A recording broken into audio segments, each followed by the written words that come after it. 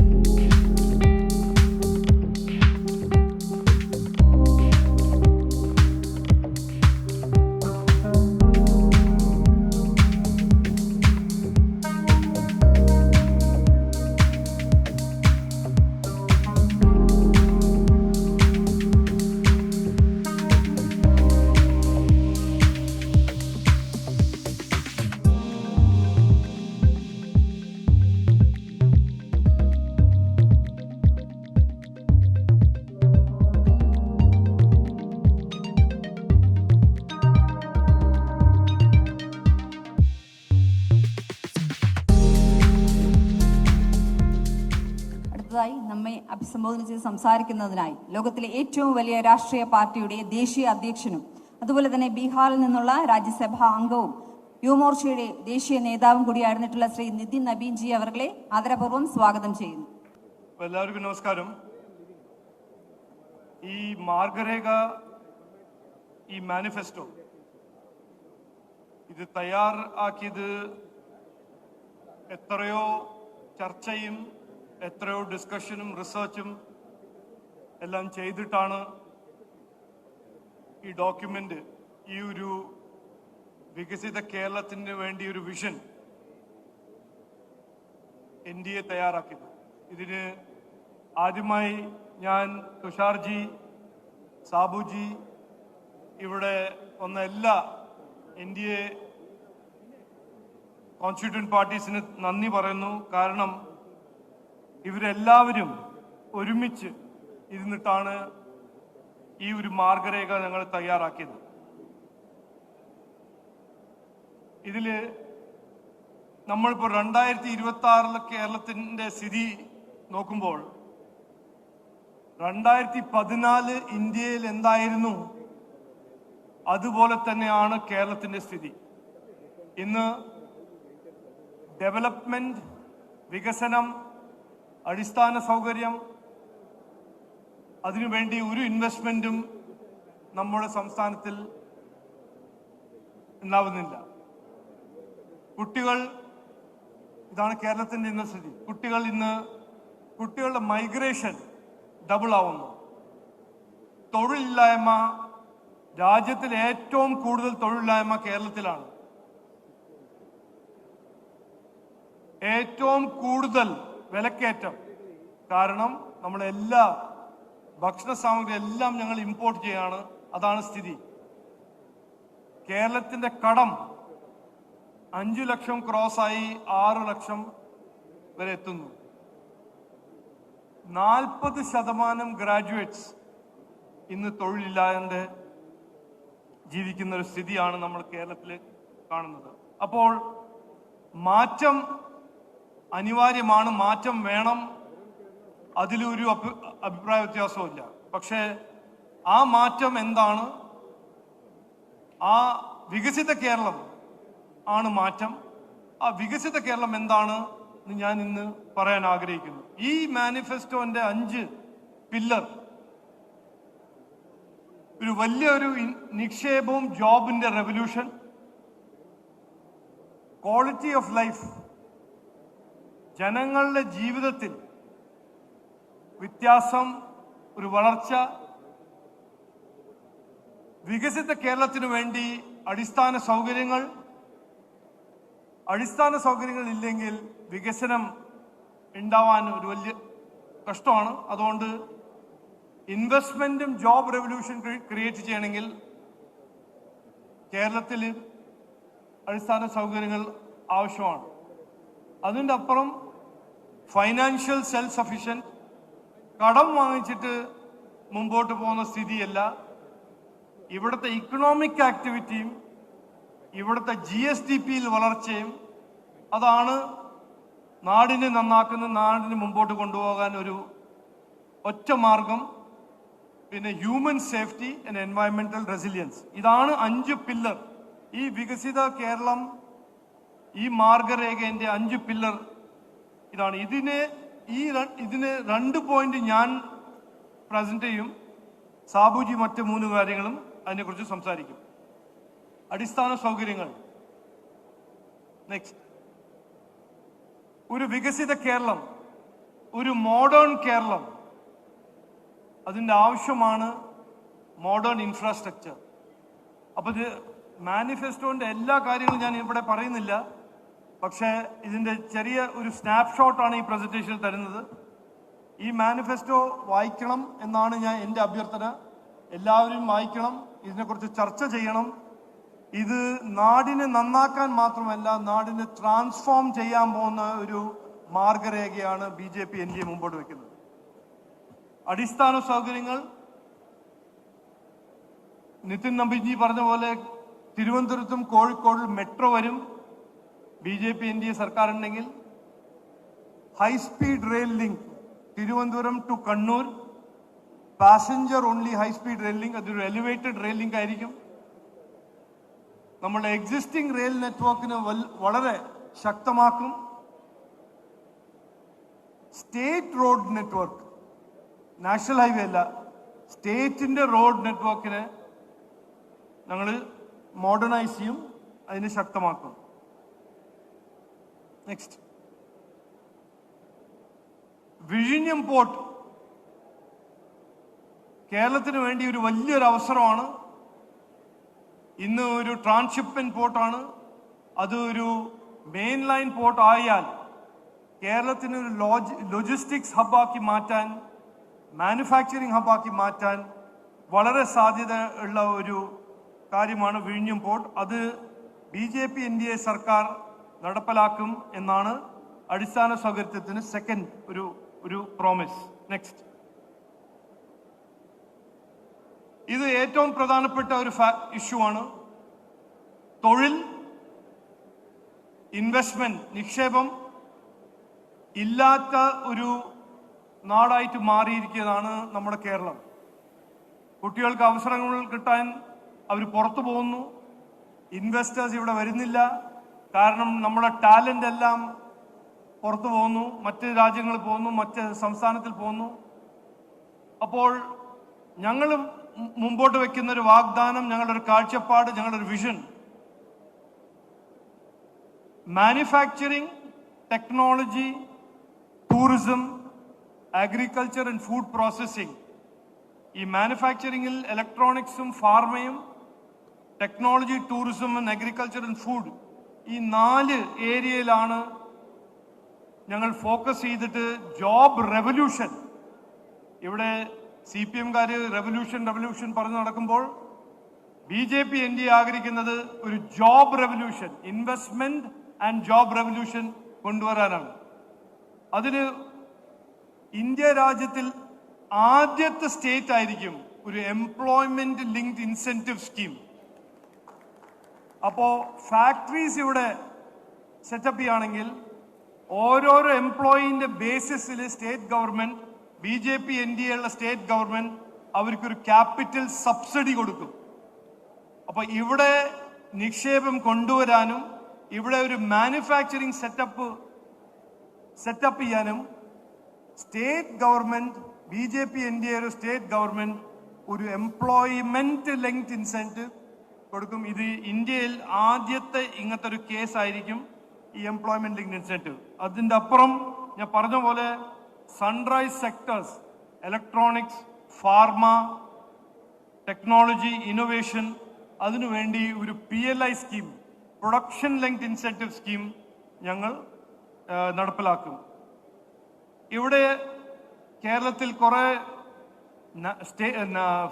National ഗവൺമെന്റിന്റെ facilities ഉണ്ട്. അത് സ്റ്റേറ്റ് ഗവൺമെന്റും നാഷണൽ ഗവൺമെന്റും ഒരു ഡബിൾ എഞ്ചിൻ സർക്കാരായിട്ട് അതിനെ ഡെവലപ്പ് ചെയ്യും.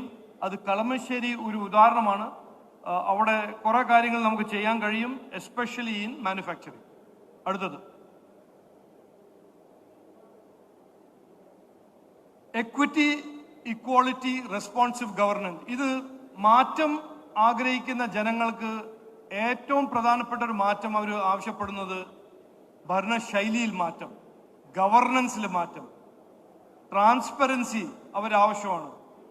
3-4 ദിവസം മുമ്പേ ഒരു യോഗത്തിൽ ആരോ മുഖ്യമന്ത്രിയോട് ചോദിച്ചപ്പോൾ, എന്തോ ഒരു ചോദ്യം ചോദിച്ചപ്പോൾ മുഖ്യമന്ത്രി പറഞ്ഞു, നിങ്ങൾ വീട്ടിൽ പോയി ചോദിച്ചാൽ മതി. അതല്ല നമ്മൾ വേണ്ടത്. നമ്മൾക്ക് വേണ്ടത് റെസ്പോൺസീവ് ട്രാൻസ്പെറന്റ് ഗവർണൻസ് ആണ്, ജനങ്ങളുടെ ജന്മാവകാശം. നെക്സ്റ്റ്, ഇതില് 2 ദിവസം മുമ്പേ നമ്മുടെ രാഹുൽ ഗാന്ധിജി പറഞ്ഞു BJP ശബരിമല ഇഷ്യൂവിനെ ഉയർത്തിപ്പിടിക്കുന്നില്ല. ഞങ്ങളുടെ മാനിഫെസ്റ്റോയിൽ കൃത്യമായി ഞങ്ങൾ പറയുന്നു, ഇത് നരേന്ദ്രമോദിജി കൊച്ചിയിൽ വന്ന് പറഞ്ഞ കാര്യമാണ്. ഇവിടെ കൊള്ളക്കാരാരാണെങ്കിലും അവര് പ്രോത്സാഹിപ്പിച്ച ആരാണെങ്കിലും അവരെ CBI ഇൻവെസ്റ്റിഗേറ്റ് ചെയ്ത് പ്രോസിക്യൂട്ട് ചെയ്ത് ജയിലിൽ അയക്കുമെന്ന് മോദിജിന്റെ ഗ്യാരണ്ടിയാണ്. അത് ഞങ്ങളുടെ മാനിഫെസ്റ്റോയിലും മാർഗരേഖയിലും ഞങ്ങൾ ഉൾപ്പെടുത്തിയിട്ടുണ്ട്. പിന്നെ അതിൻ്റെ അപ്പുറം ദേവസ്വം ബോർഡ് എന്ന ഒരു സ്ഥാപനം, അതിൻ്റെ കംപ്ലീറ്റ് റീവാമ്പും അതിൻ്റെ കംപ്ലീറ്റ് റിഫോം ആണ് ഞങ്ങൾ ഇതിൽ പ്രോമിസ് ചെയ്യുന്നത്. ശബരിമല എന്ന ഒരു പുണ്യസ്ഥലം, നമ്മളെ എല്ലാവരും ഭക്തന്മാരെല്ലാം പോകുന്ന സ്ഥലം, അതിൻ്റെ ഒരു ആധുനികരണം, മോഡേണൈസേഷൻ, ഇൻഫ്രാസ്ട്രക്ചർ, അടിസ്ഥാന സൗകര്യങ്ങൾ അത് ഞങ്ങൾ നടപ്പിലാക്കും എന്ന് മറ്റൊരു കാര്യം ഈ മാർഗരേഖയിൽ ഞങ്ങൾ പറയുന്നു. നെക്സ്റ്റ്, മറ്റൊരു പ്രോമിസ്, ക്രിസ്ത്യൻ സമുദായത്തിന് മൈക്രോ മൈനോറിറ്റി സ്റ്റേറ്റസ് ആയിട്ട് അതിന് ലീഗലും മറ്റേ റൂൾസ് ബേസ്ഡ് എന്ത് ചെയ്യുകയാണെങ്കിലും ഞങ്ങൾ ചെയ്യും.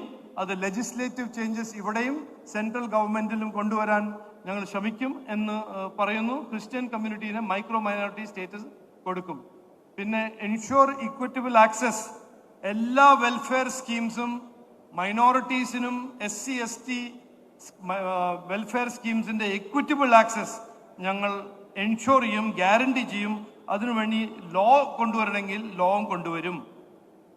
നെക്സ്റ്റ്, ഒരു 2 വാക്ക് ഗവർണൻസിനെ കുറിച്ച് നിതിൻ നബീൻജി അതിനെക്കുറിച്ച് പറഞ്ഞു.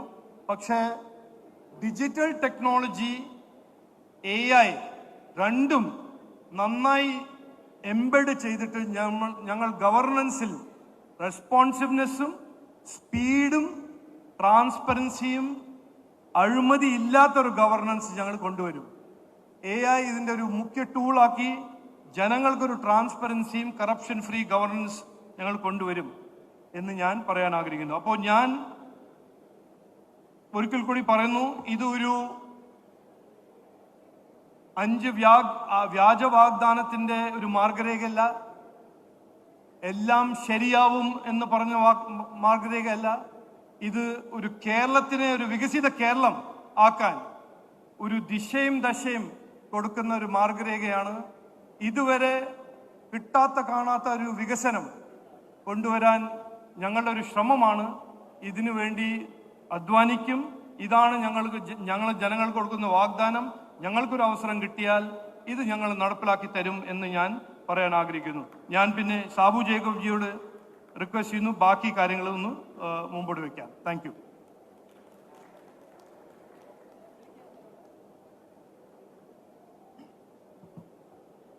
നമസ്കാരം. നമുക്കറിയാം, സാധാരണ രീതിയിൽ ഒരു മാനിഫെസ്റ്റോ എന്ന് പറഞ്ഞു കഴിഞ്ഞാൽ അത് നമ്മൾ പറയും, മലയാളത്തിൽ പറയും പ്രകടന പത്രിക. അതൊരു പ്രകടനം മാത്രമേ ഉള്ളൂ, യാഥാർത്ഥ്യമാകാറില്ല എന്നുള്ളതാണ് സത്യം. ഇവിടെ ഇത്തവണ NDA കേരളത്തിലേക്ക് അവതരിപ്പിക്കുന്ന മാനിഫെസ്റ്റോ എന്ന് പറയുന്നത് യാഥാർത്ഥ്യമാണ്, നടപ്പിലാക്കാവുന്ന കാര്യങ്ങളാണ്, നടപ്പിലാക്കാവുന്നത് മാത്രമേ ഇവിടെ പറയുന്നു എന്നുള്ളതാണത്. അതിൽ നമ്മുടെ രാജീവ് ജി ഇവിടെ സൂചിപ്പിച്ച് ഏറ്റവും അധികം എന്നെ ആകർഷിച്ച ഒരു കാര്യമാണ് എംപ്ലോയ്മെന്റ് ബേസ്ഡ് ഇൻസെൻറ്റീവ്. ഒരു തൊഴിൽ കൊടുക്കുമ്പോൾ 1 ലക്ഷം രൂപ സബ്സിഡി കൊടുക്കുക എന്ന് പറയുന്നത് ഇന്ത്യ രാജ്യത്ത് ആദ്യമായിട്ടാണ് ഒരു സംസ്ഥാനത്ത് ഇങ്ങനെയുള്ളൊരു വാഗ്ദാനം കൊടുക്കുന്നത്. അതിൽ കൂടി 5 വർഷത്തിനുള്ളിൽ 20 ലക്ഷമെങ്കിലും തൊഴിൽ നൽകാൻ നമുക്ക് സാധിക്കും എന്നുള്ളത് കേരളത്തിൻ്റെ ഇപ്പോഴത്തെ തൊഴിലില്ലായ്മ പരിഹരിക്കുമെന്നുള്ളതിനുള്ള ഏറ്റവും ഉദാഹരണമാണ്. നമുക്ക് ക്വാളിറ്റി ഓഫ് ലൈഫ്, അതാണ്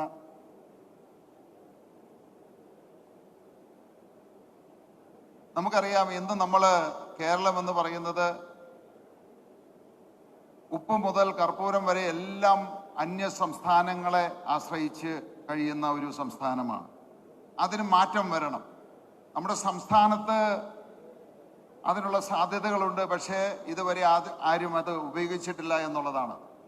അപ്പോൾ നമ്മുടെ കേരളത്തിന് ആവശ്യമായിട്ടുള്ള ഭക്ഷ്യ സാധനങ്ങൾ, പ്രത്യേകിച്ച് പച്ചക്കറികൾ, പഴവർഗ്ഗങ്ങൾ, അരി തുടങ്ങിയ എല്ലാ സാധനങ്ങളും ഇവിടെ തന്നെ ഉൽപ്പാദിപ്പിച്ച് അത് സർപ്ലസ് കൊണ്ടുവരാനായിട്ടുള്ള ഒരു പദ്ധതിയാണ് ഇവിടെ കൊണ്ടുവന്നിരിക്കുന്നത്. ഇത് കൂടാതെ നമുക്കറിയാം, ഇന്ന് വിലക്കയറ്റം കേരളത്തിനെ ഏറ്റവും കൂടുതൽ ബാധിക്കുന്ന ഒരു പ്രശ്നമാണ് വിലക്കയറ്റം. 2016 പിണറായി സർക്കാർ കയറുമ്പോൾ വിലക്കയറ്റം പിടിച്ചു നിർത്തും, വില കുറയ്ക്കുമെന്നെല്ലാം പറഞ്ഞെങ്കിലും വില 2 ഇരട്ടിയും 3 ഇരട്ടിയുമായി ഉയർന്നു എന്നുള്ളതാണ്. അതിനൊരു പരിഹാരമാണ് നമ്മൾ ഭക്ഷ്യസുരക്ഷാ മാർക്കറ്റുകളും ആരോഗ്യ സുരക്ഷാ മാർക്കറ്റുകളും. അതിൻ്റെ തുടക്കമായിട്ട് ഇപ്പോൾ ഓരോ കുടുംബങ്ങൾക്കും 2500 രൂപയുടെ ഭക്ഷ്യ ആരോഗ്യ സുരക്ഷാ കാർഡാണ് കൊടുക്കുന്നത്. എന്ന് പറഞ്ഞു കഴിഞ്ഞാൽ ഒരു കുടുംബത്തിലേക്ക് ഒരു വർഷം 30,000 രൂപയുടെ സൗജന്യമായിട്ട് അവർക്ക് ഭക്ഷ്യസാധനങ്ങളോ മരുന്നോ വാങ്ങാനായിട്ടുള്ള കാർഡ് ഓരോ മാസവും 2500 രൂപ കാർഡ് വഴി കൊടുക്കുക. അതായത് ഒരു കുടുംബത്തിന് 30,000 രൂപയാണ് ഒരു വർഷം ഈ കാർഡ് വഴി ഭക്ഷ്യസുരക്ഷ ഉറപ്പാക്കാനും ആരോഗ്യ സുരക്ഷ ഉറപ്പാക്കാനുമായിട്ട് ലഭിക്കുന്നത്.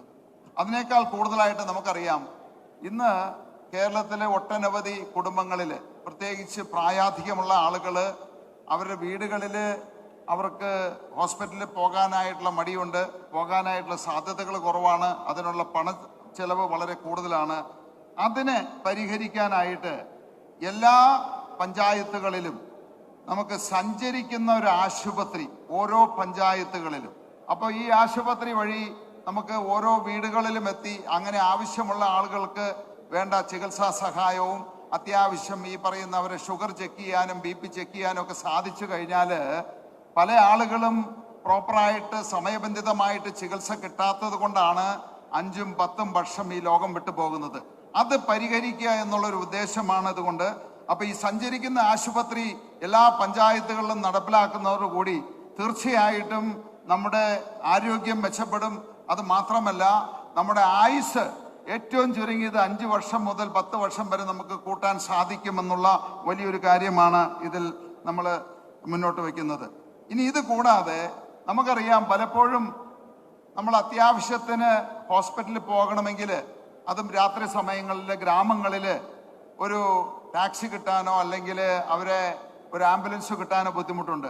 അപ്പോൾ എല്ലാ പഞ്ചായത്തുകളിലും 24/7 24 മണിക്കൂർ സജ്ജമായിട്ടുള്ള ഫ്രീ ആംബുലൻസ് സർവീസാണ് ഇതുകൊണ്ട് മുന്നോട്ട് വയ്ക്കുന്നത്. എല്ലാ പഞ്ചായത്തുകളിലും ഓരോ ആംബുലൻസ് 24 മണിക്കൂർ സജ്ജമായിട്ട് സൗജന്യമായിട്ട് എല്ലാവർക്കും ഉപയോഗിക്കാനായിട്ടുള്ള ഒരു നടപടി, അതും ആരോഗ്യ സുരക്ഷയുടെ ഭാഗമായിട്ടാണ്.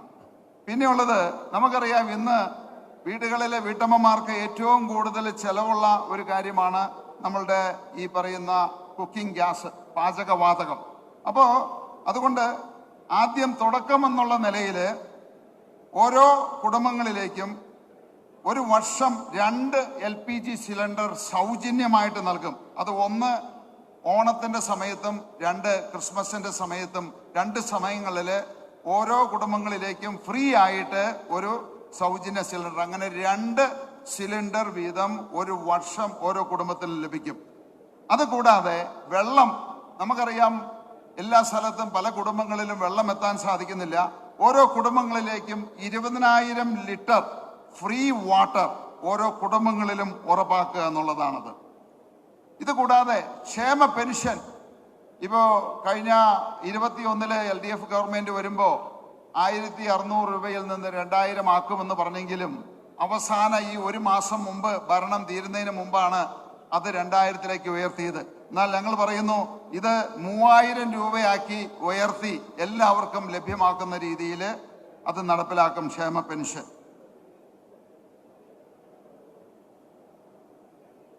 ഇനി ഒന്ന് വേറൊരു വളരെ നമുക്ക് പ്രത്യേകിച്ച് വിദ്യാഭ്യാസ മേഖലയിൽ വലിയ കോളിളക്കങ്ങൾ ഉണ്ടാക്കാവുന്ന ഒരു സംഗതിയാണ്.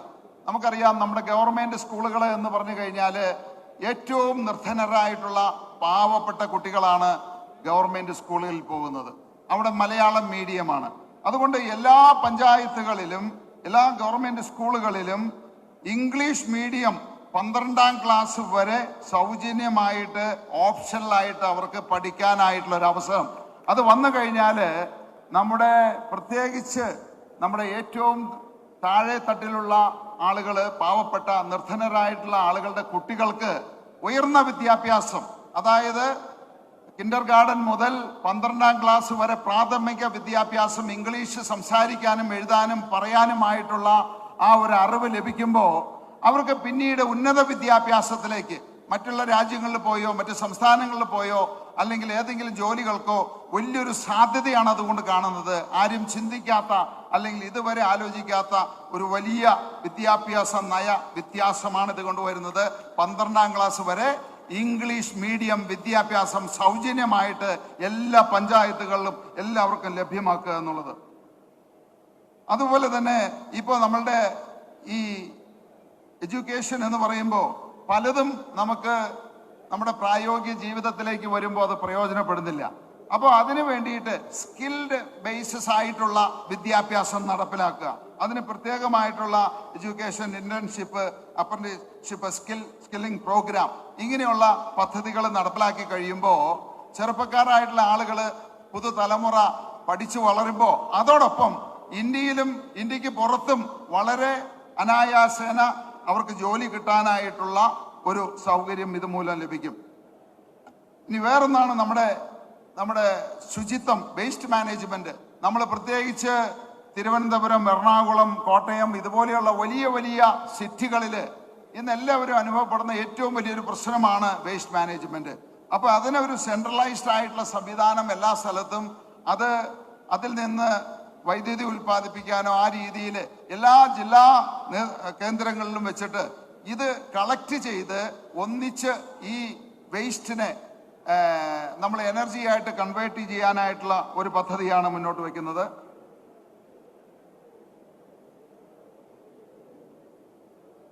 അടുത്തത് വികസിത കോർപ്പറേഷൻ. നമ്മുടെ ഈ കോർപ്പറേഷനുകളെല്ലാം ഒരു 10 വർഷത്തെ മാസ്റ്റർ പ്ലാനുകൾ ഉണ്ടാക്കി അതിന് ശാസ്ത്രീയമായിട്ട് പഠിച്ച് വളരെ ദീർഘവീക്ഷണത്തോടു കൂടി നമുക്ക് അവിടെ പദ്ധതികൾ നടപ്പിലാക്കുക.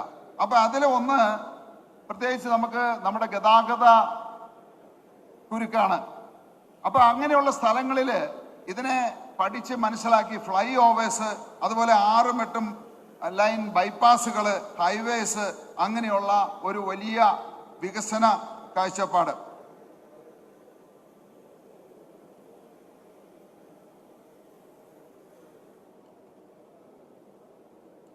ഇനിയുള്ളത് ഹ്യൂമൻ സെക്യൂരിറ്റിയാണ്. നമ്മളിന്ന് ഏറ്റവും കൂടുതൽ നമുക്കറിയാം, ഇന്ന് ചർച്ച ചെയ്യപ്പെടുന്ന കേരളത്തിൽ പ്രത്യേകിച്ച് ഏറ്റവും കൂടുതൽ ഒരു പ്രശ്നമുണ്ടാക്കുന്നതാണ് തെരുവ് നായ ശല്യം. അത് ഇന്നിപ്പോ നമ്മുടെ തിരുവനന്തപുരത്തെ നമ്മുടെ മേയർ അത് വളരെ ഭംഗിയായിട്ട് അതിനുള്ള തുടക്കം കുറിച്ചു. പക്ഷേ ഇത് കേരളത്തിലെ ഗ്രാമങ്ങളിലും പഞ്ചായത്തുകളിലും മറ്റുള്ള പ്രദേശങ്ങളിലുമെല്ലാം വലിയൊരു ഗുരുതരമായിട്ടുള്ള പ്രശ്നമാണ്. അതിന് ഈ തെരുവ് നായ ശല്യം സ്ഥിരമായിട്ടുള്ള ഒരു പരിഹാരം കാണുന്നതിനുള്ള വലിയൊരു പദ്ധതിയാണ് ഇതിനകത്ത് കൊണ്ടുവന്നിരിക്കുന്നത്. അത് പൂർണ്ണമായിട്ടും തടഞ്ഞ് തെരുവ് നായ്ക്കളുടെ ശല്യം പൂർണ്ണമായിട്ടും തടയാനായിട്ടുള്ള ഒരു പദ്ധതിയാണ് ഇതിൽ അവതരിപ്പിച്ചിരിക്കുന്നത്.